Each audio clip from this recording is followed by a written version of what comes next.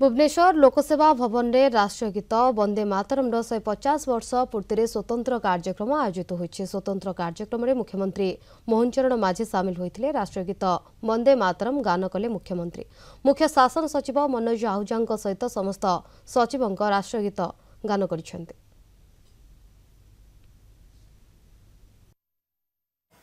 माननीय यशस्वी प्रधानमंत्री नरेंद्र मोदी जी नेतृत्व में काश्मीर कन्याकुमारी पर्यंत ये वंदे मातरम राष्ट्रगीत सामूहिक गान रे आमे समस्ते आज सामिल होती।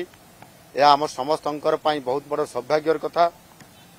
बंकिम चंद्र चट्टोपाध्याय 1875 मसीह अक्षय नवमी नवेम्बर मास 7 तारीख रे अर्थात आज दिन रे ये गीत को से रचना करथिले। आज राष्ट्र पई समर्पण भाव, देश प्रेम एवं देश वंदना परी जो विचारधारा को प्रत्येक नागरिक भितर पुणी थरे उजागर रखिया पई ये समय आसीछि।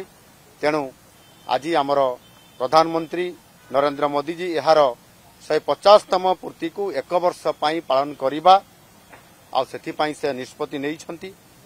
आउ एही निष्पत्ति रे देश रे राष्ट्रवाद नवजागरण सृष्टि करने सहित देशवासी को आगामी दिन में एकता सूत्र रे बांधि रखिबा पई जो महान एथिरे से योजना करिसंती संदेश देइसंती ताहा निश्चित भाव रे आमे समस्ते सफल हो पारिबा।